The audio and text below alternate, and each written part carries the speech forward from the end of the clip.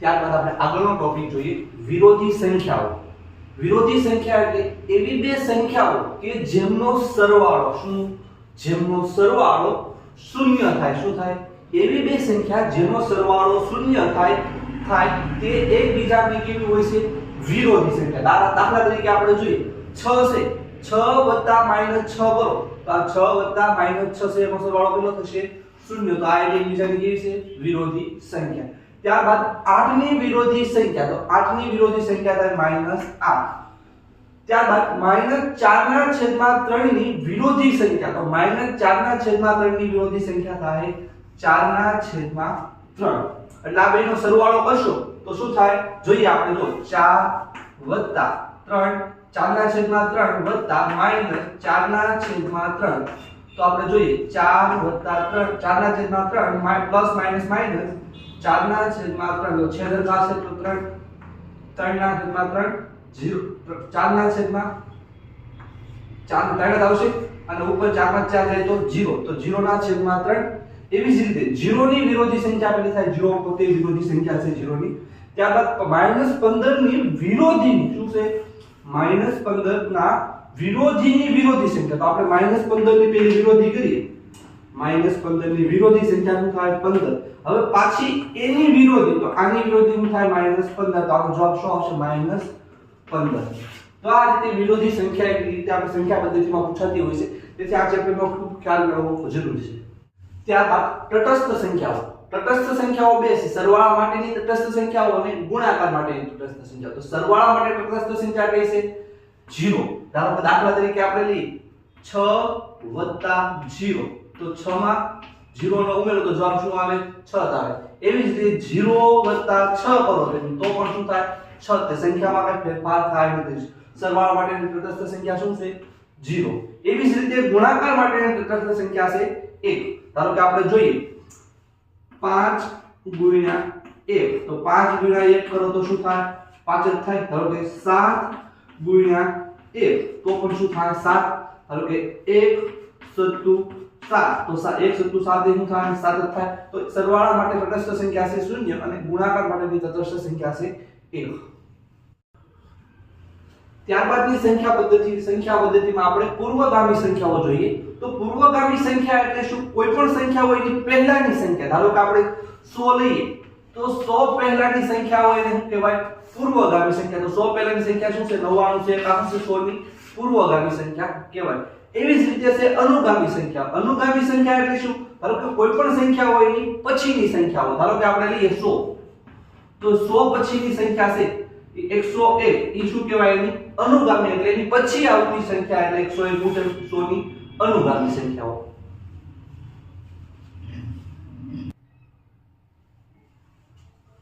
ત્યારબાદની સંખ્યા પદ્ધતિમાં આપણે જોવાનું છે વ્યસ્ત સંખ્યાઓ. વ્યસ્ત સંખ્યાઓ એટલે એવી બે સંખ્યાઓ કે જેમનો ગુણાકાર 1 થાય તેને એકબીજાને શું કહેવાય? વ્યસ્ત સંખ્યા. ધારો કે બે સંખ્યા લેશો એનો તમે ગુણાકાર કરો તો એ ગુણાકાર કેટલો થવો જોઈએ? 1 થવો જોઈએ. તો એ ગુણાકાર એટલે એવી સંખ્યા કેવી છે? વ્યસ્ત સંખ્યા. ત્યારબાદનો પોઈન્ટ છે 0 ની વ્યસ્ત સંખ્યા ક્યારે મળે નહીં. ધારો કે તમે 0 નો વ્યસ્ત ગોતો તો 0 નો વ્યસ્ત કાંઈ મળે નહીં. 0 એ પોતે જ 0 નું અસ્તિત્વ નથી. ત્યારબાદ આપણે ઉદાહરણ સ્વરૂપે જોઈએ 5 ની વ્યસ્ત સંખ્યા. 5 ની વ્યસ્ત સંખ્યા છે તો આપણે 5 નો વ્યસ્ત કરવો હોય તો આપણે અપૂર્ણાંક સ્વરૂપે લખીએ કે 1/5. હવે આ બેનો ગુણાકાર કરો. જોઈએ આપણે તો 5 ના આ બેનો ગુણાકાર કરીએ આપણે 5 × 1/5, તો 5 × 5, 5/5 એટલે 5 × શું થાય? 5 જ થાય. તો આ તો બેનો ગુણાકાર શું થયો? 1 તો આપણે નિયમનું પાલન કર્યું. તો 5 ની વ્યસ્ત સંખ્યા કેટલી થાય? 1/5. એવી જ રીતે 1/3, તો 1/3 ની વ્યસ્ત સંખ્યા થાય 3/1, એટલે શું થાય? 3. તો 1/3 ની વ્યસ્ત સંખ્યા થશે 3. એવી જ રીતે -4/5, તો -4/5 એનો વ્યસ્ત થાય -5/4, એટલે શું થઈ જાય? સંખ્યા ઉલટી થઈ જાય. અંશ છે એ છેદમાં આવી જાય, છેદ છે એ અંશમાં આવી જાય. એવી જ રીતે 0.6 ની વ્યસ્ત સંખ્યા. તો 0.6 એ છે દશાંશ અપૂર્ણાંક છે. તો દશાંશ અપૂર્ણાંકને પહેલા આપણે અપૂર્ણાંકમાં ફેરવશું. તો આપણે 6/10 રૂપિયા રીતે લખીએ કે તો 6/10 લખીએ તો આપણે એને હવે એનો વ્યસ્ત કરવો છે આપણે. તો વ્યસ્ત એટલે આવું થાય, અંશ છે ઉપર વહી જાય, છેદ ચાલી આવશે નીચે.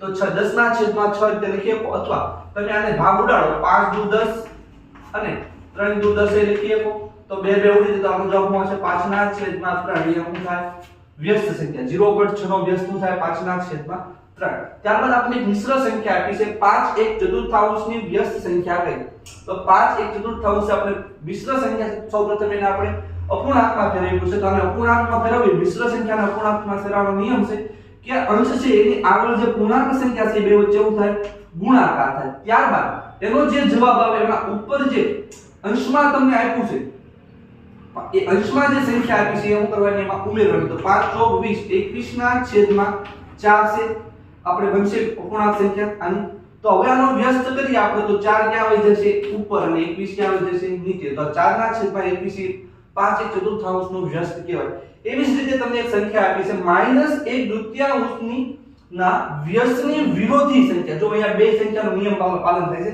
એક તો વ્યસ્ત સંખ્યાનો અને એક વિરોધી સંખ્યાનો તો આપણે પહેલા વ્યસ્ત કરીએ તો -1 દુત્યાંશ નો વ્યસ્ત કરો તો -2 ના છેદમાં 1 એટલે -2 થશે હવે એની વિરોધી કરવી તો આપણે વિરોધીનો નિયમ આવડે છે કે ઋણ હોય તો શું થઈ જાય ધન થઈ જાય તો આનો જવાબ શું આવતો છે 2 તો આનો જવાબ -1 દુત્યાંશ નો વ્યસ્તની વિરોધી સંખ્યા શું થાય 2 ત્યારબાદ સંપૂર્ણ સંખ્યાઓ પરફેક્ટ નંબર એવી સંખ્યાઓ કે જેના બધા જ અવયવોનો સરવાળો આપેલી સંખ્યા કરતા બમણો થાય તેને સંપૂર્ણ સંખ્યા કહેવાય દાખલા તરીકે આપણે જોઈએ 6 ના અવયવો જોઈએ 6 ના અવયવો આપણે ખબર છે 1 2 6 એકા 6 2 તેરી 6 3 દુ 6 6 એકા 6 તો આ 6 ના અવયવો છે 1 2 3 અને 4 હવે જો આ સંખ્યાનો સરવાળો કરીએ 1 ને 2 3 3 ને 3 3 માં 3 નાખો તો 3 માં 3 નાખો 6 6 માં 6 નાખો તો શું થાય 12 તો આ 12 છે કેવી કહેવાય સંપૂર્ણ સંખ્યા કહેવાય કેવી કહેવાય સંપૂર્ણ સંખ્યાને પરફેક્ટ નંબર કહેવાય એવી જ રીતે 28 ના અવયવ છે આપણે 28 1 28 14 2 28 7 ચોક 28 7 4 27 7 ચોક 28 7 14 2 28 28 1 28 તો આ બધાનો સરવાળો કરીએ આપણે તો જો 2 3 3 માં 4 નાખો તો 7 7 દુ 14 14 માં 14 નાખો તો 28 28 માં 28 નાખો તો 56 તો આ 56 છે આપેલી બધી સંખ્યાનો શું થાય છે સરવાળો અને 28 થી શું થાય છે બમણી ઈ જ રીતે જો અહીંયા 6 થી શું થાય છે 12 બમણા થાય છે તો આ એક પ્રકારની કેવી સંખ્યાઓ કહેવાય સંપૂર્ણ સંખ્યાઓ એટલે પરફેક્ટ નંબર કહેવાય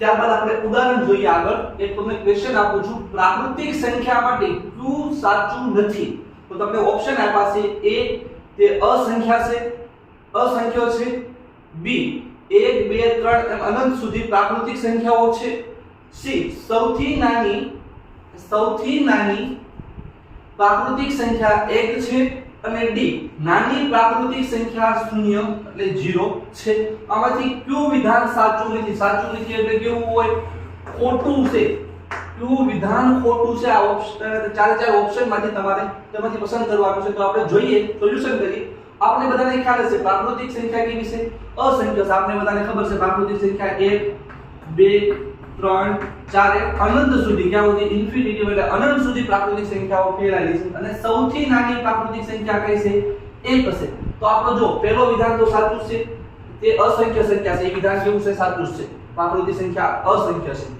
ત્યારબાદ 1 2 3 4 પ્રાકૃતિક સંખ્યાઓ છે તો આ વિધાન પણ સાચું છે ત્યારબાદ સૌથી નાની પ્રાકૃતિક સંખ્યા એ છે આપણે આ જોયું કે સૌથી નાની પ્રાકૃતિક સંખ્યા કઈ છે 1 તો આ વિધાન સાચું છે તો નાની પ્રાકૃતિક સંખ્યા 0 છે તો આ વિધાન કેવું છે ખોટું છે નાની પ્રાકૃતિક સંખ્યા તો કઈ છે આપણે જોયું 1 છે નાની પ્રાકૃતિક સંખ્યા 0 નથી રેડી તો આ વિધાન છે ખોટું તો આપણા ઓપ્શનમાં જવાબ આવશે જવાબ આવશે ડી આપણો ત્યારબાદ પછીનો ક્વેશ્ચન જોઈએ નીચે પૈકી કઈ સંખ્યા અસમય છે કેવી છે અસમય તો આપણે સમય સંખ્યા અને અસમય સંખ્યા વિશે ખ્યાલ મેળવી લીધો છે તો સમય સંખ્યા આપણને ખ્યાલ છે જેને p ના છેદમાં q વડે દર્શાવીએ કે એવી સંખ્યાને કેવી કહેવાય સમય સંખ્યા કેવી કહેવાય સમય સંખ્યા અને જે સંખ્યાનું વર્ગમૂળ નીકળી શકે વર્ગમૂળ અથવા ઘનમૂળ નીકળી શકે એવી સંખ્યાને કેવી કહેવાય સમય સંખ્યા તો આપણે આની વિરોધી સંખ્યા એટલે જે સંખ્યા p ના છેદમાં q વડે ન દર્શાવી શકાય એવી સંખ્યાને કેવી કહેવાય અસમય સંખ્યા અને જેનું વર્ગમૂળ કે ઘનમૂળ ન નીકળતું હોય એવી સંખ્યાને શું કહેવાય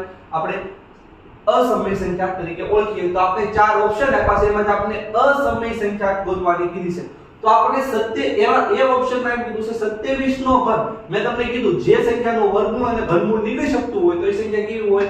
સમય સંખ્યા. તો આપણને કેવી આવી છે? સમય સંખ્યા આવી છે. 1.96 આપણે 1.96 નો વર્ગમૂળ છે. જો 1.96 નું વર્ગમૂળ છે તો 1.96 છે એ 1.4 નું વર્ગમૂળ છે. કેટલું છે? 4 નું વર્ગમૂળ થાય. વર્ગમૂળ છે તો 1.4 છે. 1.4 નું વર્ગ 196 નું વર્ગમૂળ કાઢો એટલે 1.4 છે તો વર્ગમૂળ નીકળી ગયું. તો એ સંખ્યા કેવી થઈ? સમય સંખ્યા. તો આ 1.96 નું વર્ગમૂળ કેવી છે? સમય સંખ્યા છે. ત્યારબાદ 125 નું વર્ગમૂળ કીધું છે કાઢો એટલે 125 નું વર્ગમૂળ નીકળે નહીં. તો તમને ઘન કીધું હોત 125 તો નીકળી જાય, પણ 125 નું વર્ગમૂળ નીકળે નહીં. તો આપણે ખ્યાલ છે 125 એ કેવી છે? અસમય સંખ્યા છે. તો આપણો ઓપ્શનનો જવાબ શું આવશે? સી આપણો જવાબ આવશે. અસમય સંખ્યા કઈ છે? 125. ત્યારબાદ આપણે ડી જોઈ લઈએ ઓપ્શન 1.375. જો આપણે આનો પોઈન્ટ દૂર કરીએ, આ દશાંશ અપૂર્ણાંક છે, દશાંશ અપૂર્ણાંકને આપણે પોઈન્ટ દૂર કરીએ 1375 ના છે તો પોઈન્ટ પછી ત્રણ સંખ્યા છે તો 3 ગુણ્યા મૂકશું આપણે. તો આ p ના છેદમાં q વડે દર્શાવીએ એટલે તો આ સંખ્યા કેવી છે? સમય સંખ્યા કહેવાય. એટલે આપણા ઓપ્શન જવાબ આવશે આપણો અસમય સંખ્યા શું છે? સી. એ વર્ગમૂળ 125 કેવી છે? અસમય સંખ્યા છે.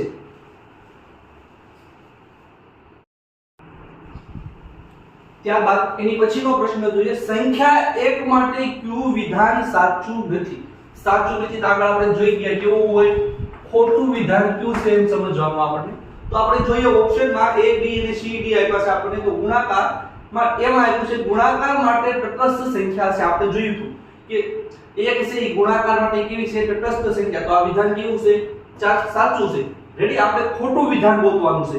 તો ગુણાકાર માટે 1 એ તટસ્થ સંખ્યા છે. ત્યારબાદ કીધું છે અવિભાજ્ય સંખ્યા છે. તો 1 એ અવિભાજ્ય સંખ્યા નથી. કેવી છે? એ વિભાજ્ય નથી અને અવિભાજ્ય પણ નથી. 1 એ એવી સંખ્યા છે વિશિષ્ટ સંખ્યા છે. કેવી છે? વિશિષ્ટ સંખ્યા છે. 1 એ વિશિષ્ટ સંખ્યા. તો આ વિધાન કેવું થયું? ખોટું થયું. તો આપણે કેવી સંખ્યા છે? વિશિષ્ટ સંખ્યા છે. કેવું છે? સાચું થયું. ત્યારબાદ સૌથી નાની પ્રાકૃતિક સંખ્યા આપણે જોયું કે પ્રાકૃતિક સંખ્યાની શરૂઆત ક્યાંથી થાય? 1 2 3 4 એમ અનંત સુધી પ્રાકૃતિક સંખ્યા સૌથી નાની કઈ છે? 1 છે. તો આ પણ વિધાન સાચું છે. એટલે આપણો ઓપ્શનમાં જવાબ શું આવશે? બી આપણો શું થાય? સાચો જવાબ. 1 છે કેવી છે? વિશિષ્ટ સંખ્યા છે. અવિભાજ્ય સંખ્યા કે વિભાજ્ય સંખ્યા નથી.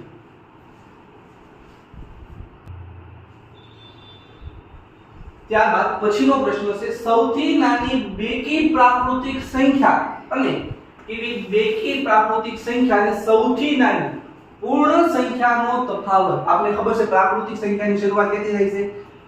n. આપણે ખબર છે 1 2 3 4 એમ ઇન્ફિનિટી સુધી આપણને ખબર છે પ્રાકૃતિક સંખ્યાઓ છે. ત્યારબાદ પૂર્ણ સંખ્યા એટલે હોલ નંબર. તો હોલ નંબરની શરૂઆત 0 1 2 3 4 એમ અનંત સુધી થાય છે. તો આપણે જો શું કીધું છે પ્રશ્નમાં? સૌથી નાની બેકી પ્રાકૃતિક સંખ્યા કે તો તમારે બેકી પ્રાકૃતિક સંખ્યા કઈ છે?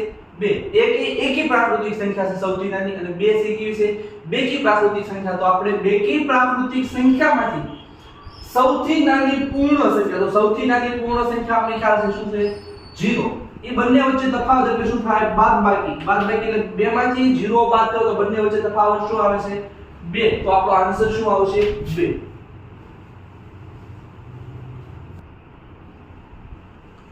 ત્યાર પછીનો પ્રશ્ન જોઈએ. 4 આંકડાની સૌથી મોટી સંખ્યા. 4 આંકડાની સૌથી મોટી સંખ્યા અને 4 અંકડાની સૌથી નાની સંખ્યા બાદ કરવાથી કઈ સંખ્યા મળે? તો આપણે જો 4 અંકની સૌથી મોટી સંખ્યા હોય તો 9999 આ સૌથી મોટી સંખ્યા છે. ત્યારબાદ 4 આંકડાની સૌથી નાની સંખ્યા આપણને ખ્યાલ હોવો જોઈએ કે શું છે? 1000 કેવી છે? સૌથી 4 આંકડાની નાની સંખ્યા છે. એ બાદ કરીએ તો આપણે જો 9 માંથી 0 જાય તો 9, 9 માંથી 0 જાય તો 9, 9 માંથી 0 જાય તો 9, 9 માંથી 1 જાય તો શું આવે? 8. તો 4 આંકડાની સૌથી મોટી સંખ્યામાંથી 4 આંકડાની સૌથી નાની સંખ્યા બાદ કરતા શું મળે આપણે? 8999. તો આપણો આન્સર આવશે ડી.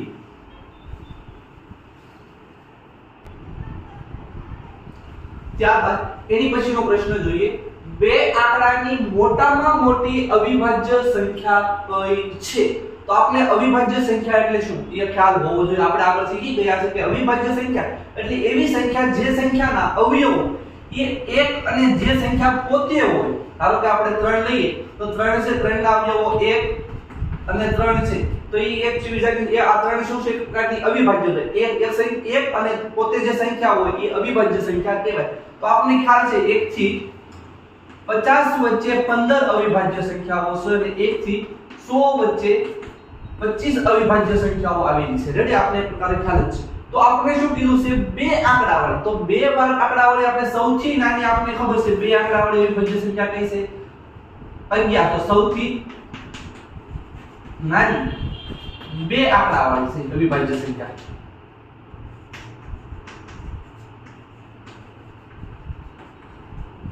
અને સૌથી મોટી બે આંકડાવાળી અવિભાજ્ય સંખ્યા આપણે ખ્યાલ છે 97. કેવી છે? 97 છે સૌથી મોટી બે આંકડાવાળી અવિભાજ્ય સંખ્યા. તો આપણો જવાબ શું આવશે? 97. ત્યારબાદ આપણે ઓપ્શન ઉપરથી કરીએ. ધારો કે ઓપ્શન ઉપરથી કરીએ આપણે 95 છે એક અવિભાજ્ય સંખ્યા નથી, એ વિભાજ્ય સંખ્યા છે. 93 પણ કેવી છે? વિભાજ્ય છે. 99 પણ શું છે પ્રકારની વિભાજ્ય સંખ્યા. તો આપણો જવાબ આવશે 97.